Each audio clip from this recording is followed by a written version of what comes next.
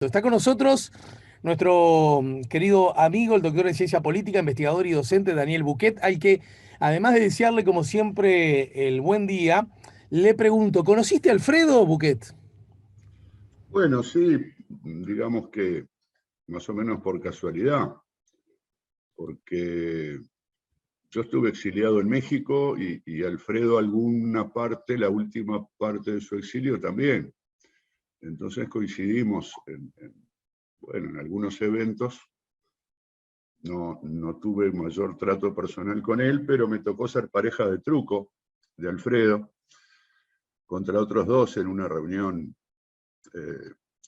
Creo que fue nuestro momento más íntimo en toda la vida. Y Te bueno, iba a se hacer puede un decir. chiste. Sí, Sí, decilo, haz el chiste vos, porque se me ocurrió hacerlo a mí, dale. no, pero no sé si era el mismo, porque en realidad era por la sensibilidad que hay en torno al referéndum, y vos hablaste de Citarrosa, y yo decía si capaz que eso es como una convocatoria a votar el sí, una cita para votar la papeleta rosa, pero aclaremos por las dudas que se trata de un músico muy destacado, quizá de los más destacados de nuestro país. Está bien, no, lo mío era mucho más de barrio, es decir, ¿conociste a Citarrosa? Sí, la verdad que no tuve en cuenta, sí, no tuviste, pero anduviste tirándote piquitos con él. Algún, algún piquito, no recuerdo si me tocó el 4, pero bueno. ¿Te imaginas que Citarrosa haya tenido el 4 y que te tire un besito a vos? ¡Oh, Alfredo! No lo había pensado, pero tratándose de usted.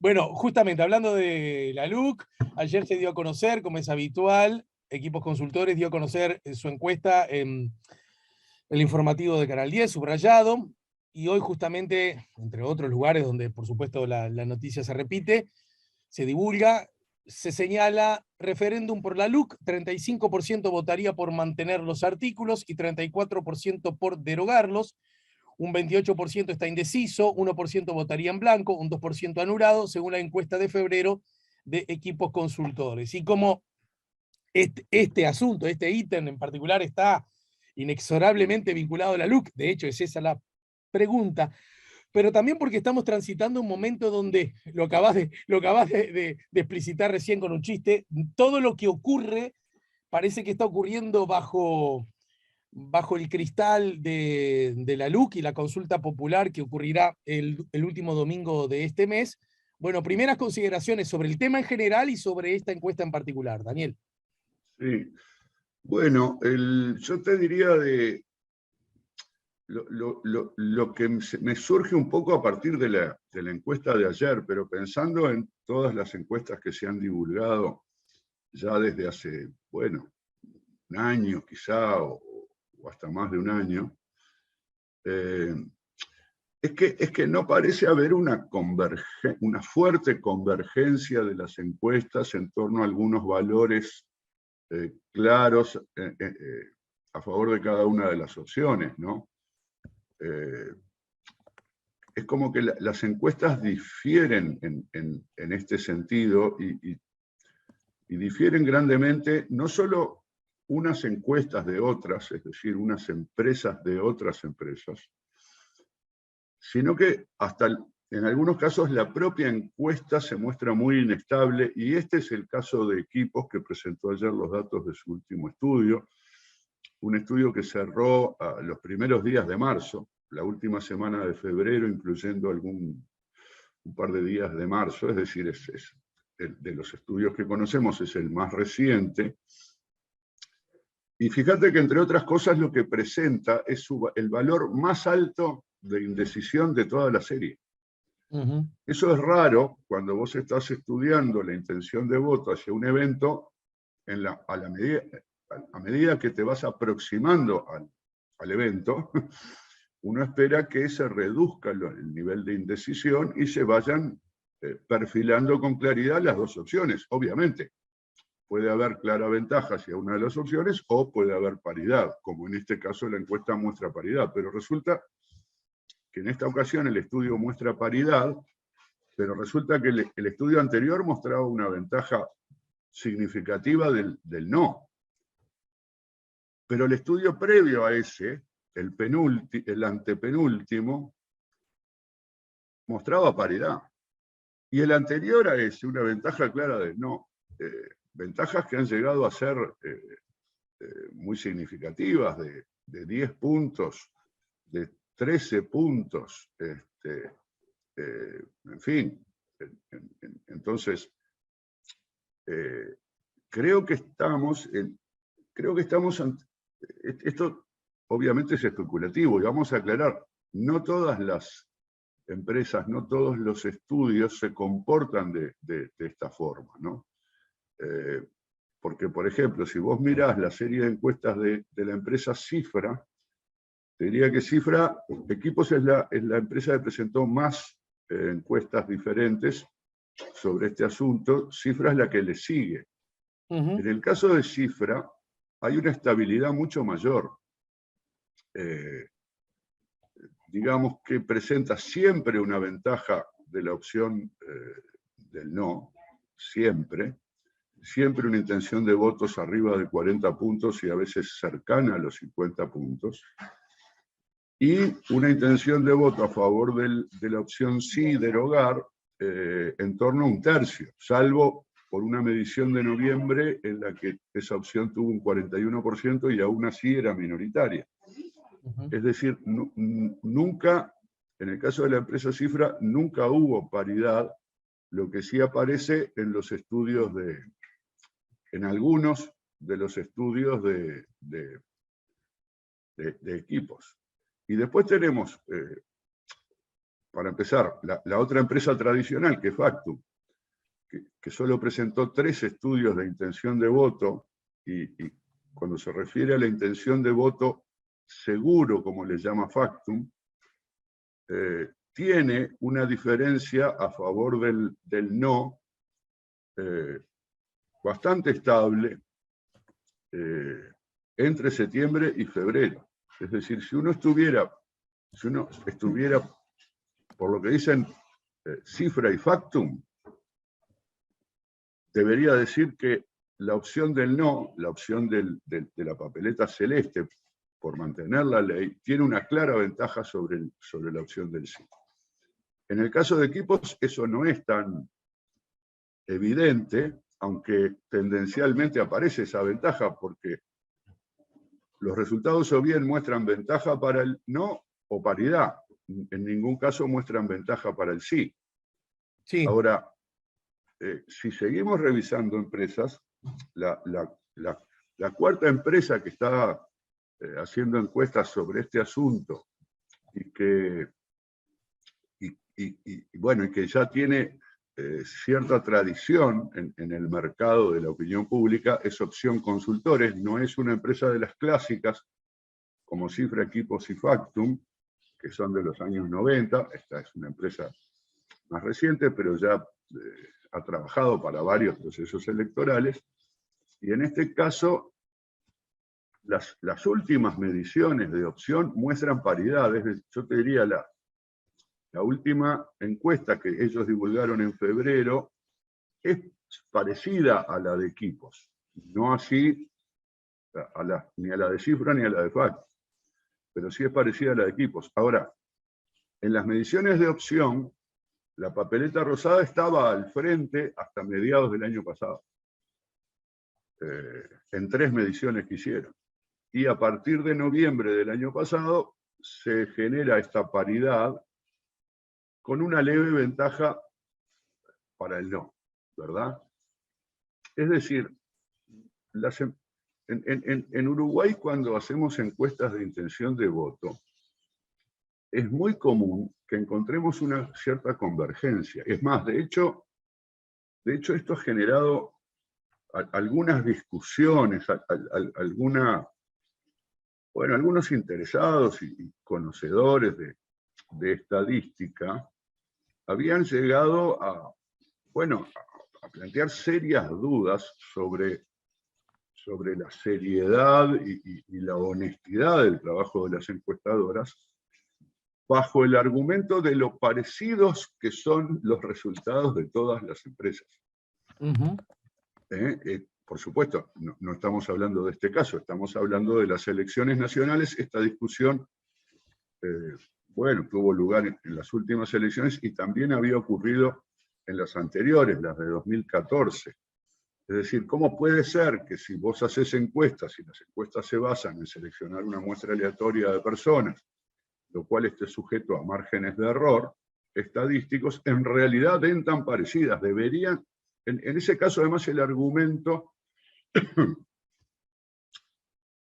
para ser un poco más preciso, sin entrar en ahondar en detalles técnicos, como las encuestas lo que hacen es tratar de establecer el valor verdadero de algo, pero vos no sabés el valor verdadero, tratás de aproximarte a través de encuestar a un número grande de personas que se seleccionan al azar, ¿no? Y eso es el azar es lo que te permite establecer cuáles son los márgenes de error que tenés dentro de cierto nivel de confianza.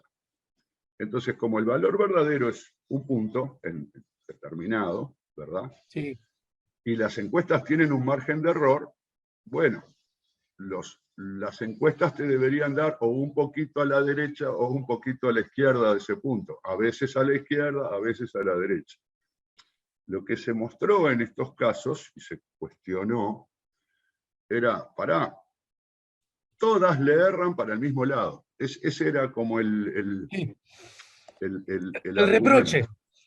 Sí, es decir, esto no responde al azar, porque si fuera por azar, sí, efectivamente, yo puedo, es una encuesta, no sé el valor verdadero de la intención de voto, yo sé lo que me dicen mis encuestados, que son un grupo numeroso, pero en definitiva muy pequeño, de la población, y eso le puede errar, y le puede errar por más o por menos.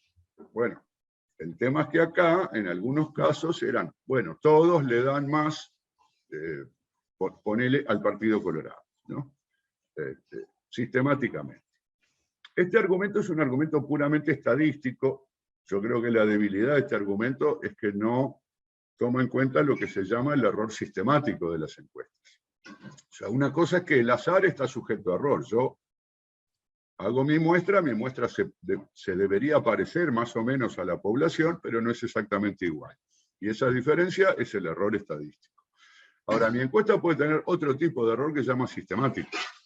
Y es que por alguna razón, ya sea por mi sistema de muestreo, de selección de entrevistados, o por la forma en que yo hago las preguntas, yo sesgo el resultado de la encuesta para algún lado. ¿Sí? O sea, me salen más colorados. Por alguna razón, en mi forma de sortear o localizar encuestados, me aparecen más colorados de los que hay dentro de la población, y eso ocurre siempre porque es por culpa de la forma en la que yo lo selecciono, ¿verdad? O ese sesgo, que también se llama sistemático, yo lo genero por la forma de preguntar algunas cosas. ¿Sí? Obviamente todo esto está muy estudiado en la técnica y los que hacen bien las encuestas evitan los errores sistemáticos. Tratan de evitar los errores sistemáticos. Esa, de todos modos, sería la explicación de que las encuestas den, o de que el error de las encuestas esté todo corrido para un lado, ¿no? Ahora, esto ahora evidentemente no está ocurriendo. Por supuesto, si nosotros miramos la realidad a través de alguna de las empresas, podemos tener presente un escenario, ya te digo. Esencialmente se dibujan dos escenarios y no sabemos cuál es el verdadero escenario.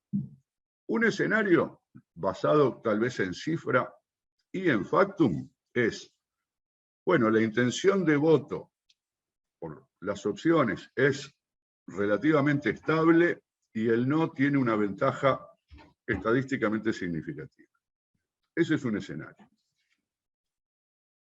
El otro escenario, aquí deberíamos introducir en principio equipos, pero además podemos agregar a opción,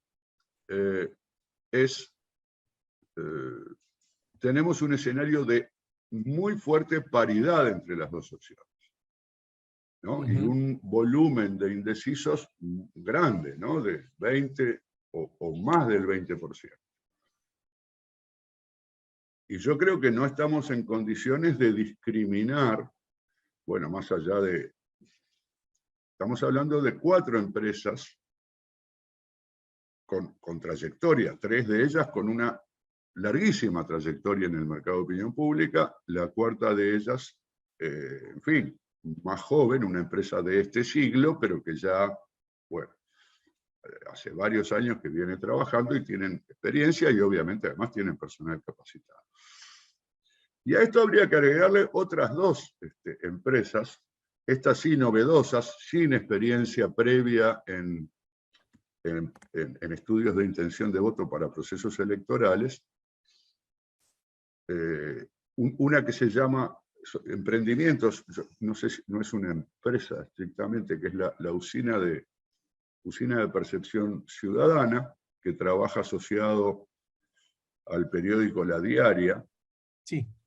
Y luego un emprendimiento también muy nuevo de cientistas sociales, que se llama Nómade.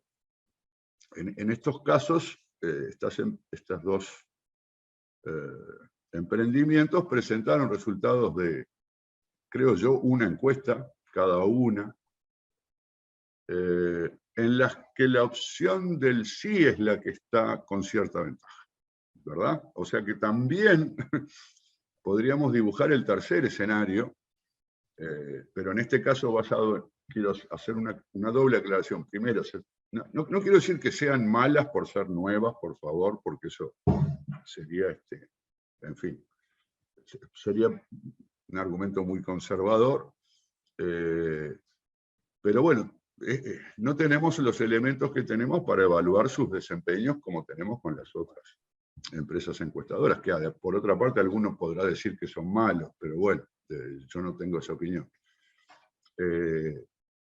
Lo otro que quiero decir es que estas 2 empresas que mencioné al final, la Usina y Nómade, no utilizan los métodos usuales en los últimos años de muestreo al azar telefónico, encuestas telefónicas con selección al azar de los entrevistados. El azar luego se va completando a partir del establecimiento de cuotas para algunos parámetros poblacionales como el sexo y la edad. Es decir, yo entrevisto a las personas que me contestan, sorteo un número, llamo y si me contestan lo entrevisto, pero si después yo tengo muchas mujeres y pocos hombres, sí, le tengo que decir a los encuestadores, porque necesito que mi muestra sea representativa, le tengo que decir, muchachos, si contesta una mujer, ya no la encuesten, esperen que aparezca un hombre. Lo mismo con las personas jóvenes. Si tengo muchas personas mayores, tengo muy pocas personas jóvenes. Bueno, lo mismo. Esto se llama establecer cuotas. Estás aludiendo al otro sistema, digamos. No el sistema clásico. El sistema clásico. Cuando se hacía puerta a puerta era lo mismo. A veces en el hogar donde vos golpeabas hay más de una persona. Al principio vos encuestás al que te abrió la puerta, pero si después vos precisás jóvenes porque faltan jóvenes o varones porque faltan varones, preguntás, che, no hay un joven en la casa, y si no, bueno, te vas a otra casa, lamentablemente. Quiero aclarar que solo porque no lo dije, y en este caso me parece importante, y es que la encuesta que divulgó ayer Equipos incluyó entrevistas cara a cara en hogares. Algo que se había dejado de hacer, y en este caso la encuesta es mixta, tiene telefónica, pero tiene también un componente de cara a cara, y en total tiene 1.200 casos, que es un número bastante elevado para lo que estamos acostumbrados, porque de hecho, cuando hablamos de todas estas encuestas que yo mencioné, todas estas empresas, y en los casos donde han hecho varias encuestas, estamos hablando de encuestas que como máximo tienen 900, creo que en el caso de Factum, 900 entrevistados, y tenemos muchas de 400 o 500. ¿Por qué importa? Bueno, porque el número de casos que vos hagas determina el margen de error de la encuesta. Entonces, una encuesta de 1.200 casos es una encuesta que tiene un margen de error que se considera pequeño, por debajo de los 3 puntos porcentuales. Cuando vamos a 400, 500 casos, ya estamos en márgenes de error de arriba de 4 puntos porcentuales, ¿verdad? Entendido. Esto es importante porque es para arriba o para abajo. Este valor que yo logré determinar podría en realidad, dentro de una probabilidad del 95%, valer o bien hasta 3 puntos más o hasta 3 puntos menos. Igual que el otro valor con el que le estoy comparando. Entonces, fíjate que yo, en lugar de establecer un punto, ¿no? Y para usar los números vamos a usar los números de equipos porque son los que divulgaron ayer. Equipos dice que le respondió un 35% que votaría el no y un 34% que votaría el sí. Es decir, hay un punto de diferencia. Pero ese 35, en realidad yo debería decir, bueno, no, esto es entre 32 y 38. Y el otro es entre 31 y 37. Entonces vos tenés dos rangos que se solapan significativamente, ¿no? Por eso hace mucho que se empezó a usar la expresión empate técnico, que quiere decir que en realidad lo que quiere decir es que esa diferencia no es significativa. En una encuesta, en este caso además una encuesta que tiene 1.200 casos y que tiene un margen de error reducido, porque yo en realidad le puse 3 puntos, pero esta debería tener menos de 3 puntos, en realidad los rangos que prevé se solapan. Eso es un empate, ¿verdad? Entonces, sí, estamos lidiando con un escenario, desde el punto de vista de la opinión pública, novedoso. Es decir, yo lo veo como muy incierto, quizás hasta algún momento, un mes atrás, podía parecer que la ventaja del no era más clara. Sin embargo, hoy, frente a esta encuesta de Equipos, yo le doy mucha importancia porque Equipos es la empresa más antigua del Uruguay en materia de opinión pública, es una empresa muy sólida, y además porque en este caso presentó una encuesta. Entiendo, no tengo claro por qué hicieron este retorno a las entrevistas cara a cara y por qué usaron una muestra más grande, pero entiendo que están buscando mayor solidez en la información. En todo y caso, entonces yo, sí. No, déjame recordarle a los oyentes e informarte a vos que en el marco de la anterior encuesta, en realidad pegadito al día que Equipos dio a conocer la popularidad del presidente, que se mantenía muy alta, unos días antes se había dado la intención de voto, con aquella diferencia a la que aludiste recién del 41% a favor de mantener los artículos. Sin embargo, Suaznavar, bueno, primero que ya anticipó que la próxima encuesta iba a incluir justamente la encuesta, la charla presencial, a esta a la que estás aludiendo tú. Y la otra cosa es que, a pesar de la diferencia, que además lucía como notoria, fuerte, 10%, y recuerdo que a mí me llamó mucho la atención que el propio Suaznavar relativizaba esa diferencia, teniendo en cuenta el número alto aún de indecisos y de cierta, utilizo este término, pero no sé si es el más adecuado, de cierta volatilidad que, de acuerdo a anteriores muestras, ellos con relación a este tema y a esta consulta observaban. Estos resultados parecen dar la razón en esa mirada que tenía ya instalada Suaznavar a la hora de analizar los propios datos de su anterior encuesta. Sí. Está bien, está bien. Una cosa que hacen los encuestadores es que normalmente solo analizan sus propios datos, ¿no? Y efectivamente, esa prevención había sido hecha porque ya se había podido apreciar en las encuestas de Equipos esta inestabilidad en las estimaciones. Yo le llamo inestabilidad porque fue lo primero que dijimos, ¿no? En toda la serie te aparece una encuesta o 2 encuestas con ventaja para el no, luego empate. Luego ventaja para el no, luego empate. Luego ventaja para el no, luego empate. ¿Sí? Eso es una inestabilidad en los resultados. La pregunta es, ¿qué hay detrás de esa inestabilidad en los resultados de la encuesta? Ahí está. Pará, quédate ahí. Te invito a una pausa. ¿Qué hay detrás de esa inestabilidad? Me gustaría que puedas desarrollarlo luego de una brevísima pausa. Y en todo caso agrego, lo que he observado en reacciones de redes con lo relativo que implica esto, con lo subjetivo y con los sesgos notorios que siempre incluye, lo que he observado que desde que se dio a conocer ayer esta encuesta, las reacciones más visibles son aquellas de los partidarios por el sí, que han advertido como una buena noticia el último resultado, ¿no? Luego de la pausa, bueno, ¿qué lectura podemos hacer de estos resultados? Lo vemos contigo luego de la pausa. ¿Sí, Dani? Sí, señor. Adelante. Daniel Buquet nos está ayudando a poner la mañana en camino.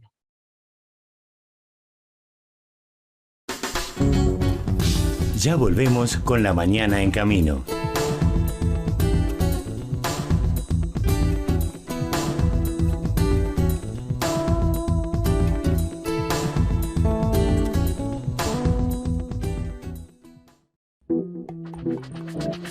Viví la experiencia Cute Cat. Moda, vanguardia, diseño, estética para hombres. Cute Cat, Boulevard España 2676.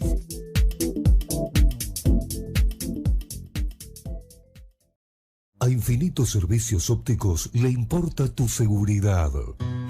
Son tiempos difíciles para todos y creemos que es momento de ayudar. Si nos necesitas, llámanos y te atendemos en tu casa. Coordina con nosotros por el 2747 o vía email en ventasonline@infinito.com.uy. Porque nos importa tu seguridad. Infinito te cuida. Ya podés vivir una experiencia única. Urban Cat, peluquería unisex. Te esperamos en Nuevo Centro Shopping. En el Elbio pensamos que nunca es tarde para seguir adelante. Por eso, si aún no terminaste el liceo, te invitamos a descubrir nuestros bachilleratos en modalidad semipresencial y online, con cursos flexibles y personalizados, para terminar en pocos meses las últimas materias de cuarto, quinto o sexto. Vos podés, es tu oportunidad. Inscripciones abiertas con amplios planes de financiación. Informate en www.elbiofernandez.edu.uy o por el 2901 1254.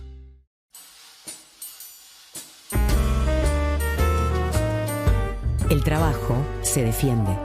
¿Te pusiste a pensar por qué en plena pandemia casi 800.000 uruguayos firmamos para anular 135 artículos de la LUC? Que no te engañen, fue por razones bien concretas.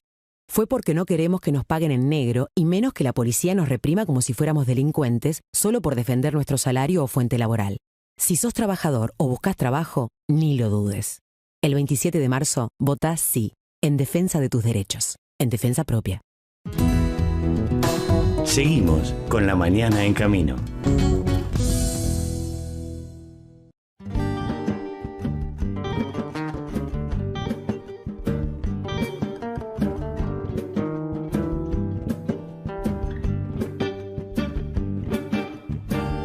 Il giorno tropicale era un sudario. Davanti ai grattacieli era un sipario. Campa decentemente, intanto spera di essere prossimamente milionario.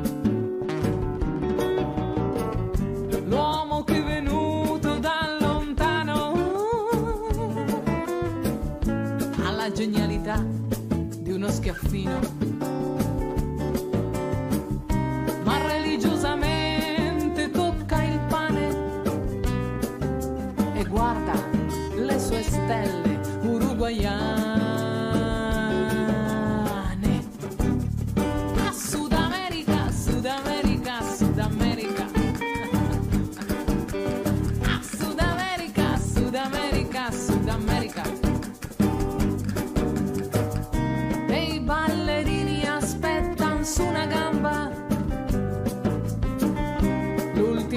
l'unicità di un'altra rumba. A Sud America, Sud America, Sud America. A Sud America, Sud America, Sud America.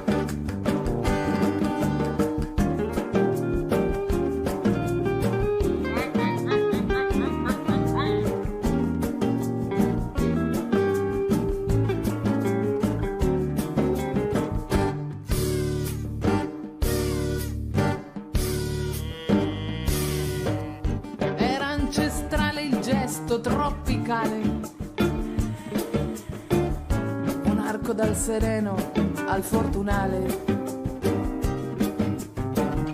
per dirti quanto è grande la questione tra il danneggiato e l'assicurazione. Si arrende il vento ai suoi capelli spessi. Último tramo de la charla con Daniel Buquet. Estamos poniendo la mañana en camino. Algunos mensajes llegan, por ejemplo, a través del 099-894-987. El peor enemigo de cualquier votación es la publicidad visual. La gula entra por los ojos, dice Gladys. 099-894-987. Buen día, Ale, Mincho. Quisiera compartir con ustedes la audiencia que en el marco de nuestro 31 aniversario, el domingo 13 de marzo, UNRWA celebrará en el Anfiteatro Canario Luna y actuará Caribe con Cala, Tabaré, Doña Bastarda, Cíngaros, entrada gratis a partir de las 17 horas. Lo dice el chino de Villa Española. Muy bien, gracias por la información. Yo pensé que hablaban de este tema, ya mandé el aviso del... Totalmente de acuerdo con Buquet en cuanto a las diferencias, ya no entre distintas empresas, sino las diferentes encuestas de la misma. En este caso equipos, porque hablando ya no de porcentajes que pueden no dar la pauta, sí, lo observamos en cantidad, estamos viendo diferencias de 200 o 300.000 votos. No es de extrañar, ya que tanto el director de equipos como de cifras son connotados adherentes al Partido Nacional, lo dice Rolo de Shangri-La, que empezó diciendo totalmente de acuerdo con Buquet. En todo caso, convendría que, no sé si es necesario aclararlo, que no era, me dio la sensación, Daniel, que no era desde ese lugar que vos advertías estas variantes, o por lo menos justificándola por el lado de que los directores son presuntos adherentes al partido de gobierno. No, por supuesto que yo no mencioné esto, ni me consta, más allá de que no lo discuto, al menos no me consta la notoriedad, ¿no? Pero yo sí quiero decir una cosa al respecto, porque el comentario implica algo así como que una empresa consultora que tiene una cierta preferencia partidaria manipula los números para favorecer esa posición. Y yo no estoy dispuesto a aceptarlo, al menos en aquellas empresas que conozco. Que quiero aclarar una cosa, además, ¿no? Porque esto podría parecer una especie de confianza naif. Bueno, en este caso en Nacho Sasnava, pero pensemos que Nacho es el heredero de personalidades como César Aguiar, ¿no? O Mariana Pomies, que, para decirlo entre comillas, heredera del Sordo González, o la empresa de los Botinelli, todas ellas con las que tengo, bueno, conocimiento de muchísimos años, además de la empresa Opción. Ya aclaré que las otras dos empresas son nuevas, no conozco directamente a sus encargados. Quiero aclarar que son todos profesionales y por una cuestión, digamos, importante, son empresas que se dedican a esto, no a la intención de voto, se dedican a los estudios de opinión pública y de mercado y viven de esto. Y las empresas que hacen esto dependen en muy buena medida de su reputación. Entonces, mal haría un empresario que vive de esto y que tiene sus perspectivas económicas basadas en que sus clientes los contraten y confíen en ellos, en manipular los números con alguna finalidad partidaria. Yo lo descarto, más allá de que cualquiera puede cometer errores o puede dejarse llevar, tal vez hasta inconscientemente, buscando ajustar los números utilizando ponderadores, porque ojo, no es que las empresas, esto también es importante decirlo, hagan la encuesta y nos calculen las respuestas para una y otra opción y nos las presenten como se llama en crudo. Las empresas no informan el crudo de la encuesta porque también buscan ajustar sesgos que hayan surgido en ese trabajo de campo. Es decir, por más que las empresas busquen la representatividad de la muestra en algunos parámetros poblacionales como sexo y edad, que son los ejemplos que yo puse, también buscan que se adecuen a la representatividad de las preferencias políticas, y entonces en muchos casos, en las encuestas a vos te preguntan qué votaste en el 2019, ¿no? Y como ese dato es conocido, del mismo modo que la cantidad de hombres y mujeres o la cantidad de gente de cierto tramo de edad, bueno, el encuestador puede encontrar, mirá, encuesté a 1000 personas y el 60% me dice que votó a Martínez en el balotaje. Pero yo sé que eso no es cierto, en la población eso no es cierto. Entonces, puedo buscar ponderar el resultado de la encuesta utilizando este parámetro, ¿verdad? Y eso se suele hacer. No tengo claro en este caso que se haya hecho, pero bueno, en esa búsqueda de mejorar la estimación, que es lo que hace la encuesta, es una estimación, estima un parámetro poblacional que no conoce, pero que quiere tratar de averiguar, bueno, en fin, se pueden cometer errores. Yo no descarto que se cometan errores. Pero la pregunta es más bien otra, porque no todas las encuestas muestran la inestabilidad de la de equipos. En este caso, lo que quería era un poco tratar de preguntarme, ¿a qué se debe esa inestabilidad? Porque uno podría pensar, bueno, ok, es una encuesta. Yo agarro un número de personas al azar y les pregunto qué van a votar. Y pongo lo que me dijeron.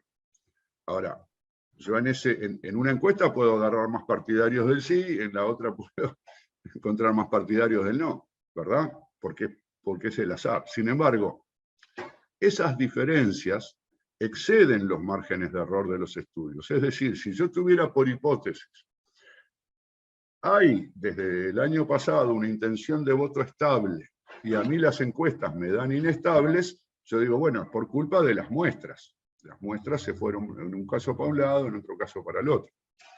Sin embargo, las diferencias son demasiado grandes como para atribuirle esa inestabilidad solo a los márgenes de error de la encuesta. Entonces podríamos pensar, la otra respuesta es, la intención de voto en el referéndum efectivamente está variando. Y la pregunta es, ¿por qué razón estaría variando? Y sobre todo en el caso de equipos, por ejemplo, mostrando un incremento de los indecisos, lo cual no es usual a medida que nos acercamos al evento. A medida que nos acercamos al evento, nosotros solemos ver un aumento de la decisión y un descenso de la indecisión. Entonces, lo que podemos pensar, sobre todo en el caso de equipos, si uno mira la serie, lo que se puede ver es que la intención de voto por el sí en realidad es bastante más estable que la intención del voto por el no. La que más ha variado es la intención de voto por el no. ¿Hay alguna razón para esto? Bueno, posiblemente esto puede tener que ver con que en realidad vos tenés por un lado la intención de voto sobre un asunto sustancial, que son 135 artículos de la LUC, y la gente, bueno, dice, ok, para mí son malos, y voy a votar por derogarlos, y otra gente puede decir, no, para mí son buenos, yo voy a votar por mantenerlos. Ahora, en realidad hay muchísima gente que no sabe bien qué dicen esos artículos. Son muchos artículos, y se habla muchas veces de algunos de esos artículos. si se habla de seguridad, por ejemplo, uno de los temas centrales, se habla de educación, se habla de inclusión financiera. Entonces, lo que también puede ocurrir es que en diferentes coyunturas, algunos de los temas que aparecen en la agenda política y en la agenda mediática en ese momento, sea alguno de estos asuntos. Y lo que se refleja en ese estado de ánimo que se crea a partir de la agenda mediática, te voy a poner un ejemplo, esto es absolutamente especulativo, ¿no? Pero si vos tenés, como aparentemente viene ocurriendo, y es una presencia muy sistemática de crímenes, delitos, pero y además homicidios, que casi todos los días aparece uno o más homicidios en los medios masivos de comunicación.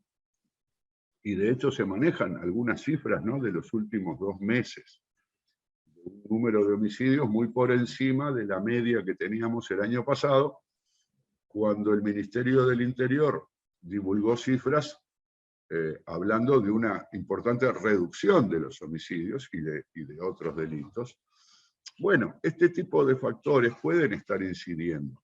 Del mismo modo que la percepción que la gente tenga del gobierno y de cómo le está yendo en la vida. Es decir, en la medida en que la ley es compleja y en este asunto se están enfrentando el gobierno y la oposición, mucha gente que no conoce en detalle los artículos y además no sabe bien en todo caso en qué lo puede perjudicar o beneficiar, salvo algunos puntos muy específicos.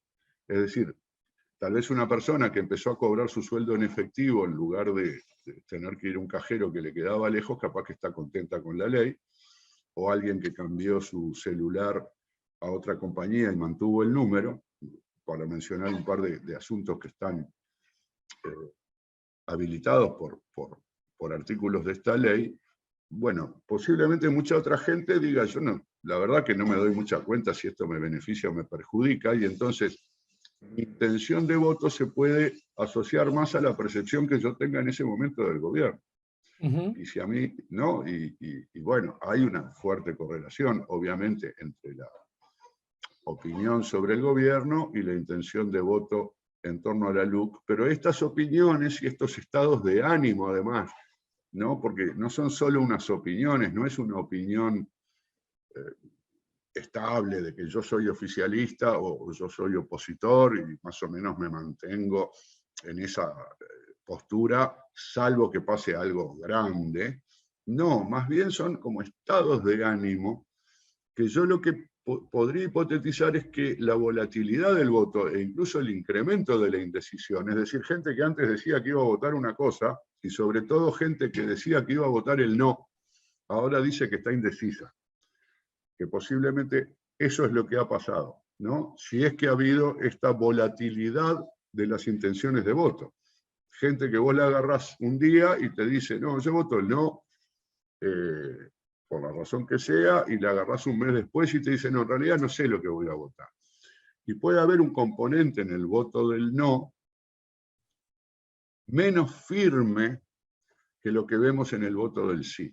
Es decir, si hay una diferencia a favor del no, en algunas encuestas, puede ser que esa diferencia al favor del no esté compuesta esencialmente de decisiones volátiles, que pueden cambiar, ¿verdad? Y entonces acá es donde aparece para mí el elemento clave, ¿no? Si tenemos efectivamente un escenario de paridad y tenemos además esa paridad como resultado de una volatilidad, es decir, no siempre fue parejo, no en todos los casos es parejo, pero la opinión viene variando y sobre todo la intención de voto por mantener la ley tiene un componente volátil importante. Bueno, las campañas pasan a ser decisivas, ¿no? Y fíjate que hoy estamos a 10 de marzo, es decir, faltan 2 semanas para que entremos a la veda, entremos a los últimos actos de campaña. Hay 2 semanas, muy poco tiempo, y da la impresión de que estas 2 semanas pueden transformarse en decisivas, y aquí es donde, bueno, los que se ocupan de cada una de estas campañas pasen a tener, bueno, un protagonismo o una relevancia. Protagonismo no necesariamente, porque a veces el que se ocupa de la campaña no sale públicamente, pero los temas, el encare de la campaña, las decisiones que se tomen pasen a ser decisivas. Fíjate vos que estamos, por ejemplo, frente a una polémica que se generó ayer en torno a la famosa cadena nacional de televisión. Sí. El Poder Ejecutivo había resuelto o había anticipado su disposición a otorgar la cadena a las 2 opciones. Se había llegado incluso a hablar del tiempo que tendrían, se había llegado a hablar de que se iba a sortear cuál iba primero y cuál iba después. Y de repente ayer el presidente puso todo esto en duda porque dijo, no, capaz que nosotros no hacemos una cadena, capaz que hacemos una conferencia de prensa. Los impulsores de la papeleta rosada se molestaron significativamente, hablaron de que esto cambia las reglas, de que esto le da, bueno, ventaja al gobierno, le da ventaja a la papeleta celeste, porque la papeleta rosada tendría una cadena de 7 minutos y después el presidente va a hacer una conferencia de prensa de 2 horas. Después el presidente lo escuché respondiendo una pregunta, no sé si fue hoy de mañana, donde se le preguntaba esto mismo, sobre si esa conferencia iba a ser posterior a la cadena, y entonces dijo que no, de ninguna manera, porque eso, bueno, no sé, sería desleal o algo por el estilo. Entonces, claro, yo creo que esto es lo que, digamos, por un lado está bueno que los eventos de decisión tengan incertidumbre, entre otras cosas porque esa es la característica más importante de la democracia, ¿no? Que los resultados no están predeterminados, sino que los resultados se determinan luego de que la gente se expide. Claro, claro. Pero también, ¿qué pasa?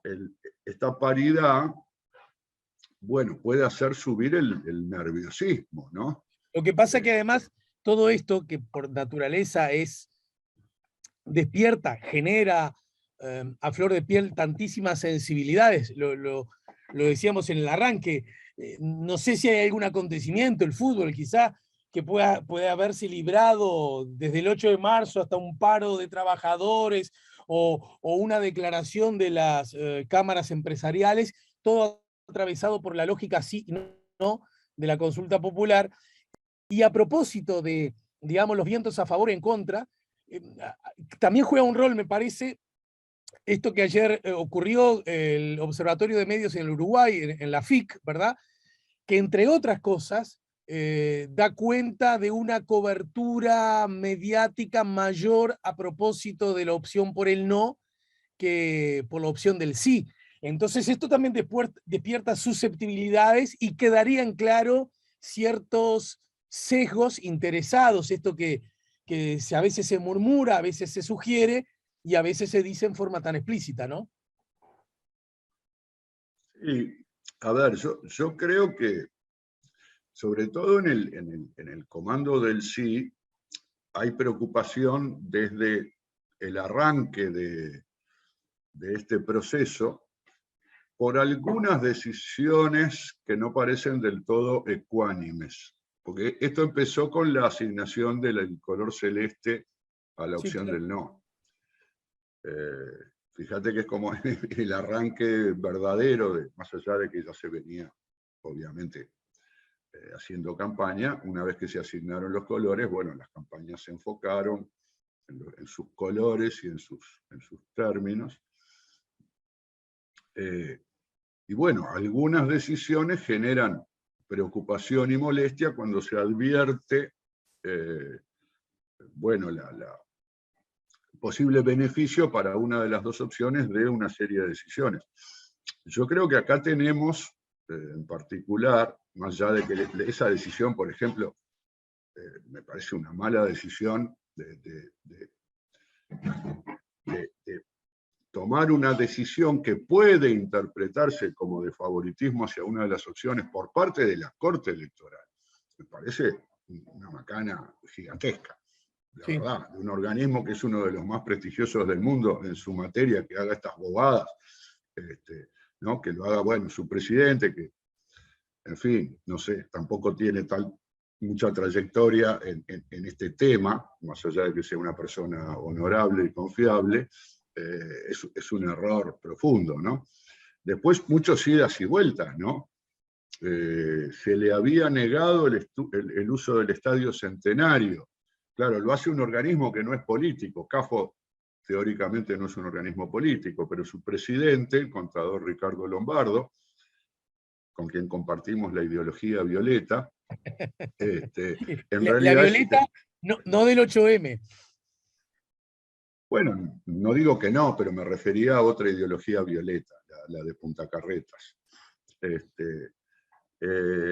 Pero bueno, él es una notoria figura favorable al oficialismo, presidente de CAFO, anunciando que no se le va a prestar el estadio a la opción del sí. Entonces, bueno, luego se dio vuelta, luego vino lo del presidente que decía que no hay problema, que se van a otorgar las cadenas de televisión. Y ahora sale con que, bueno, capaz que yo hago una conferencia de prensa. Entonces, bueno, esto genera nerviosismo, no sé. La senadora Bianchi ayer diciéndole a una colega qué es lo que puede usar o no usar si se sube a la presidencia del Senado. Sí, sin que esté en el reglamento, ¿no? ¿Cómo? No, por supuesto. Pero a ver, la senadora Bianchi tiene un estilito autoritario y prepotente que le conocimos cuando no era una persona tan conocida por su actuación como directora del liceo. Entonces, bueno, me imagino que, en fin, mantiene esas características personales de prepotencia y autoritarismo que, bueno, no, la llevan a cometer este tipo de, yo diría, atropello, ¿no? Porque el presidente del Senado debería cuidarse mucho de ser respetuoso de los miembros de ese cuerpo que están allí porque fueron votados por la ciudadanía. No pensar que el presidente del Senado, por tener las funciones de dirigir una reunión, es alguien que manda, por ejemplo, ¿no? Cosa que no es así, no corresponde, no manda. Ojo, no es la única, también la titular del cargo, Beatriz Argimón, se enojó muchísimo una vez con el senador Andrade y lo rezongó tal vez de una manera excesiva, pero en ese caso no se trataba de imponer una especie de regla general, sino un enfrentamiento personal. Pero son cosas que en todo caso puede ser que deriven de cierto nerviosismo, ¿verdad? Y no de un estado de tranquilidad espiritual que sería el que es deseable que prevalezca en esos ámbitos en particular, ¿no? Como la Cámara de Senadores.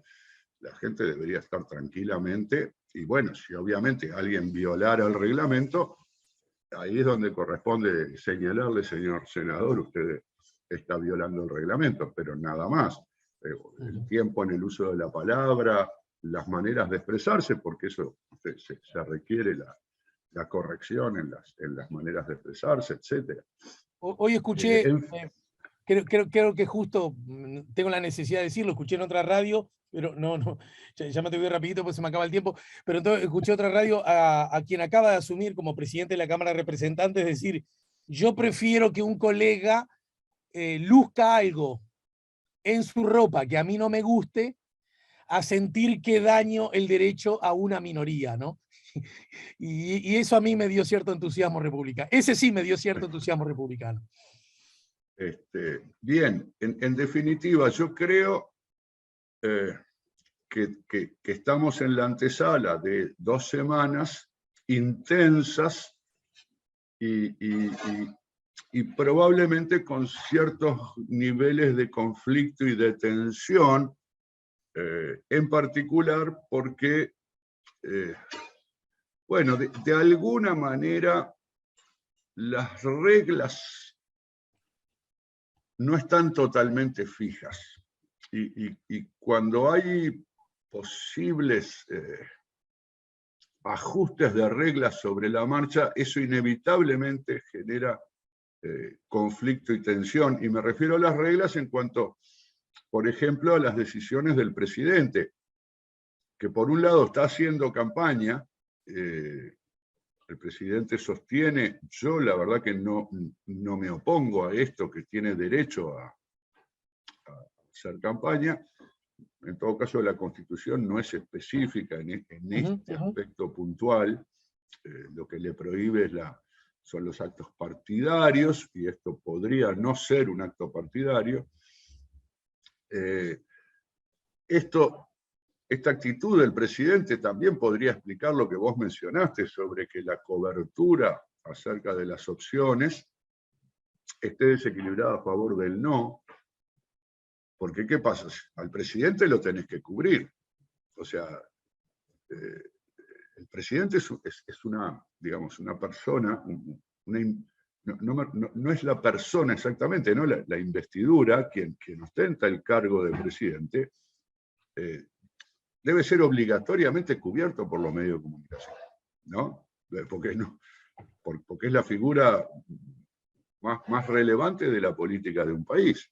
Entonces, si el presidente va todos los días, aquí, allá, a una reunión, a una inauguración, a un evento, la prensa va atrás de él. Y si el presidente, como es el caso de este presidente, pero no es el único, cada vez que le ponen un micrófono adelante, se acerca a responder las preguntas, y va a terminar hablando de la LUC, porque tiene que haber un periodista que, más allá de lo que sea que esté haciendo, le van a hacer una pregunta a la LUC y va a hablar sobre la LUC. Eso no le pasa a Fernando Pereira, es decir, no hay, por poner una figura representativa del sí, no están los periodistas yendo atrás de Fernando Pereira todo el día, ¿no? Claro. La cobertura de la agenda presidencial es un espacio de los noticieros que es independiente del referéndum. Después hay un espacio del referéndum. Tal vez en el espacio referéndum haya más equilibrio, ¿no? Es decir, bueno, vamos a poner una del no y una del sí, más o menos, pero bueno, además tenés la cobertura presidencial. Entendido. Entonces, bueno, esto también genera, en fin, una situación. Obviamente no se trata de decir, no, el presidente está violando la Constitución, en fin, además se juega mucho, ¿no? Porque también hay que verlo desde ese punto de vista. Algunos dirían, bueno, no me importa, no está prohibido, pero yo soy el presidente y entonces creo que no conviene por el bien de, en este caso, de la República, en el sentido estricto, que yo opine sobre este asunto, así que yo de la LUC no voy a decir nada. Bueno, pero, perdóname, la LUC es una ley promovida por el Poder Ejecutivo, promovida particularmente por el presidente de la República, que contiene el grueso de su programa de gobierno, y el referéndum busca derogar una parte muy relevante de ese proyecto de gobierno. Entonces, visto desde el otro lado, vos decís, pero pará, digamos, si te derogan estos artículos, te pegan abajo de la cintura, y vos no vas a hacer nada. O sea, vos no vas a defender tu gobierno, vos no vas a defender una ley que vos promoviste. En fin, yo creo que este no es un escenario en el que se pueda cuestionar decididamente la intervención del presidente, pero al mismo tiempo hay que decir que el protagonismo del presidente en la campaña genera cierto desbalance, inevitablemente, ¿verdad? Claro. Y aclaremos, se juega mucho porque una derrota del oficialismo en este asunto sería, digamos, un golpe muy duro al gobierno. Bueno, sobre eso en todo caso tendremos oportunidad de hablar antes que ocurra el acontecimiento justamente el último domingo de este mes. Te abrazo y suerte con el debut del nuevo técnico de ustedes, que nos ayudó a generar grandes alegrías a nosotros. Sí, soy consciente. Creo que después no tuvo ningún éxito, pero me gustaría que los hinchas de Liverpool digan que salieron campeones gracias a Méndez. Bueno, pero que tuvimos resultados interesantes con él, aunque creo que él formó parte de un proceso histórico un poquito más largo, hacia atrás y ojalá hacia adelante también. Bueno, un abrazo. hasta la próxima. Daniel Buquet nos acaba de ayudar a poner la mañana en Capítulo.